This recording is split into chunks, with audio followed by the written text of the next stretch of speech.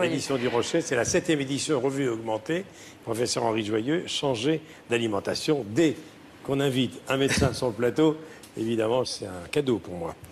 Alors, c'est un best-seller, votre livre. C'est un best-seller. Alors, vous êtes pour ne jamais être malade. Chirurgien, cancérologue. Oui. Vous enseignez à la faculté de médecine de Montpellier. Et comme Sophie, je suis également très sensible aux problématiques liées à l'alimentation, comme tous les sportifs. Et alors là, j'ai lu dans votre livre l'idée que si nous donnons de bons aliments à notre corps, nous avons le maximum de chances de rester en excellente santé.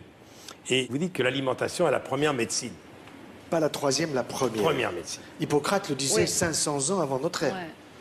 Que ton aliment soit ton médicament. Et on est en train de démontrer scientifiquement que c'est la vérité. C'est quand même pas mal. Et alors, vous tordez le cou, et ça me fait plaisir, à tous les régimes bidons qu'on voit à longueur de magazines. Business. Et vous dites les régimes à éviter car dangereux. Car Dieu sait, quand on ouvre les magazines, s'il y en a des régimes. Y a le dernier régime est le meilleur, etc. Ducamp, je l'appelle Ducon.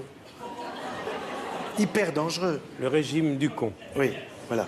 Pourquoi? Parce que si vous nous regardez, professeur, si vous nous regardez, professeur Ducamp, il vous donne des protéines, et si vous avez des cellules qui vont pas bien sur la prostate, c'est le meilleur moyen pour les faire croître. Très bien. Ou le sein ou la prostate, parce que des cancers du sein et de la prostate, nous n'en manquons pas. Alors, Ducamp, c'est fait. Alors, dégagé. Vous dites, l'obésité augmente les risques de diabète, des cancers, les maladies auto-immunes, mais notre environnement est devenu obésogène. Et vous dites que chaque année, en Europe, le chiffre est incroyable. 300 000 personnes meurent prématurément de l'obésité.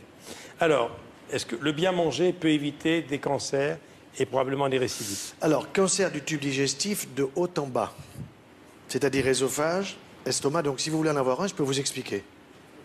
Et c'est comme ça, d'ailleurs, qu'un jour, un couple vient me voir. Je leur demande qui est malade, homme, femme. Bon, il paraissait pas malade, parce qu'aujourd'hui, le cancéreux, vous ne le voyez pas quand il arrive en consultation. Alors, il me dit, ben voilà, nous sommes un peu originaux, ma femme et moi. Figurez-vous que ni elle ni moi, nous n'avons un cancer. Qu'est-ce que vous venez foutre ici? Il y a un peuple fou qui attend, qu'est-ce que vous venez faire? Ben voilà, on aimerait avoir un cancer, ma femme et moi. Bon, pourquoi? Et lequel, madame, vous voulez-vous? Et vous, monsieur, lequel? Et pourquoi vous en voulez un? Réponse. Ben, si vous m'expliquez bien comment l'avoir, je saurais bien comment pas l'avoir. Et que c'est très intelligent. Eh oui, absolument. Très intelligent. Et donc, à partir de là, si vous voulez, je peux donner une explication pour avoir un cancer de l'ésophage en fumant, en buvant ou en prenant des boissons bouillantes, ou bien pour avoir un cancer du côlon en ne mangeant pas de fruits et en se gavant de produits laitiers, des choses comme ça. Alors, produits laitiers, vous dites, mais surtout l'excès de viande rouge. Excès de viande rouge. Parce que vous dites une chose incroyable, c'est que la mortalité par cancer, écoute ça, Sophie, est réduite de 40% chez les sujets végétariens. Absolument. 40%. Alors, un végétarien n'est pas un végétalien. Il faut faire très attention. Hein. Les végétaliens, ce sont des exclusifs du végétal, qui ne prennent que du végétal, pas d'œufs, pas de fromage, etc. Ça, c'est excessif. Il faut avoir une orientation végétarienne, c'est-à-dire plus de végétal et moins de produits animaux. Moins de produits qui acidifient et plus de produits qui alcalinisent le corps. Vous dites également que les laitages de vache ne sont pas faits pour l'homme.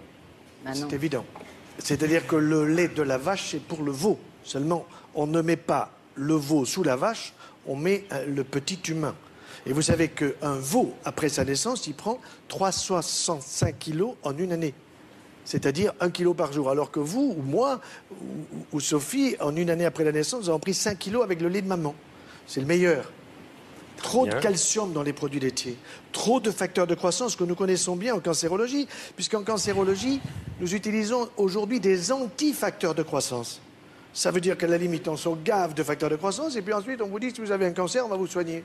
Et une chose que vous dites qui est intéressante, c'est le mode de cuisson des aliments. Hein. Très important. Vapeur douce et barbecue vertical. Voilà, barbecue vertical, pour que la graisse ne soit pas pyrolysée par le feu, et ensuite vapeur douce, parce que moins de 100 degrés, 95-97 degrés, avec un appareil à un seul étage. Alors un jour, il y a une femme qui me dit, moi, vous savez, mon mari m'aime beaucoup, il m'a offert un cuit-vapeur à 3 étages. Ma voisine n'en a qu'à un seul. Ça voulait dire qu'elle était aimée 3 fois plus par son mari que l'autre.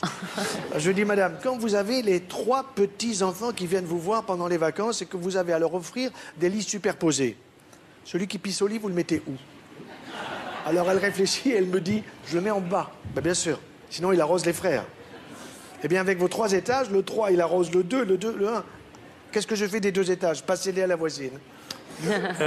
Les fruits frais, c'est bon? Excellent, mais bio. Mais bio de proximité. C'est bon pour le vieillissement? C'est bon pour le vieillissement, pour éviter le vieillissement, pour pour ne pas avoir trop de vieillissement et éviter l'Alzheimer. Ah, justement. Et un ballon de bon vin à chaque repas, attention.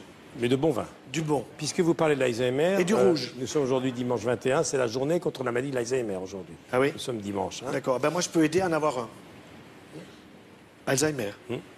Cerveau de veau, pas de problème. Vous gavez de produits laitiers. Vous voulez avoir une prostate de 100 mm, 100 cm3, vous vous gavez de produits laitiers. Il y a des hommes qui viennent à la consultation, ils me disent voilà, ma prostate, j'arrive pas à pisser, je me pisse dessus, etc. Montrez-moi, je vois le dossier, 100 cm3. Monsieur, vous avez une prostate de veau. Il faut que je vérifie, moi. Oui. Dites-moi, OK, en France, sérieusement, pour la journée d'Alzheimer qui est aujourd'hui, 855 000 personnes souffrent de cette maladie et 600 nouveaux cas par jour. Alors, vous savez quels sont les premiers signes? Et ça, c'est important que nous puissions le dire aujourd'hui. Le premier signe, c'est la perte du goût et la perte de l'odorat. C'est les premiers signes d'Alzheimer? Tout à fait. Les premiers, si vous voulez, les papilles de la langue, vous les refaites tous les 10 jours. Si je les fais travailler. Ça veut dire, si dans mon palais des saveurs, qui est situé entre mes deux oreilles, je sais utiliser ce palais des saveurs en gardant les aliments, en les mastiquant, en les arrosant de salive, puisque j'arrive à fabriquer jusqu'à 1 litre de sang de salive. Or, les gens, qu'est-ce qu'ils font? Ils font comme les toutous. 1, 2, 3, 4 et ils avalent. Et la perte d'odorat est un signe également? Alors, la perte de l'odorat est un signe également. Donc, ce qui est important, c'est de stimuler son odorat. Et je dis aux hommes, quand vous offrez des roses à votre femme, si elles ne sont pas bio, vous êtes nuls. Parce que bio, elle sent la rose. Vous mettez une rose non bio sous le nez et à ce moment-là, on vous dit, je ne sais pas ce que c'est, sauf si vous avez si vous la regardez. Est-ce que le stress conduit à la malbouffe? Oui, le stress conduit à la malbouffe parce que quand vous êtes stressé, vous caressez votre estomac. Alors, vous le gavez de produits que vous mastiquez pas et à ce moment-là, vous vous retrouvez avec, évidemment, un surpoids très net. Est-ce que le petit déjeuner constitue toujours le repas le plus important de la journée? Non, un des repas. Non, oui, un des repas. Le petit déjeuner doit être pris dans de bonnes conditions. Il faut avoir une boisson. Il faut manger un fruit à tous les petits déjeuners. Un yaourt, non? Mais non, c'est du laitage. Vous savez quand est-ce que je le prescris? Non. Vous savez quand est-ce que je le prescris? Non. Vous m'avez jamais écouté encore. La veille du départ dans l'au-delà. Le yaourt? Oui. Oh, ben, on va reculer un peu. Ah, alors. voilà. On va attendre un peu. Dites-moi, le petit déjeuner, pain grillé, oui. Miel? Alors, du bon pain. Du bon pain. Du boulanger du Cucugnan. Cucugnan. Cucugnan. Cucugnan. Oui, je vais sortir un bouquin avec lui, bon, le pain et le chirurgien. Je vais faire un bouquin avec lui fabuleux là-dessus. C'est très important parce qu'on est dans le gluten-free aujourd'hui. Dites-moi, thé... Mais c'est bien le gluten-free, oui, non? c'est bien, mais ça veut dire à ce moment-là qu'on n'a plus du bon froment. Et le bon froment, c'est quoi? C'est pas le froment de Monsanto qui fait que le blé vous arrive aux genoux. Oui. C'est le blé d'autrefois qui nous arrivait aux épaules. Donc il faut revenir au bon froment. Ça, c'est capital. Donc le petit déjeuner, parce qu'il y a plein de produits qu'on nous donne maintenant. Alors du thé, du thym, du romarin. Tout ça, c'est bien. Au chocolat. Oui. Bio. Bon. Et concentré. Et vous le sucrez avec du miel. Pas avec du Saint-Louis, celui-là, Saint-Louis. Du miel bio. Du miel bio, bien sûr. De chez nous, pas de Chine. D'accord. L'huile d'olive. Excellent pour la santé, parce que vous avez dedans de la vitamine E, à la fois pour la fécondité et pour éviter le vieillissement. Excellent pour la santé. Le poisson, c'est bien? Poisson, c'est bon, mais cuisson à la vapeur douce pour éliminer les métaux lourds, parce que malheureusement, les mers ne sont pas très propres. Steak frites, à éviter? 1 fois par semaine. Très bien. Combien je vous dois, docteur? Gratos. Formidable. Henri Joyeux. Formidable ce livre. Merci. Changer d'alimentation. C'est la première fois que je vois quelqu'un parler aussi librement de ça. J'ai pas la langue de bois, je suis joyeux 24 heures sur 24. Vous saluerez le docteur Ducamp pour moi. Hein, et je vous remercie infiniment, docteur. Avec grand plaisir. Merci beaucoup. Merci. Merci.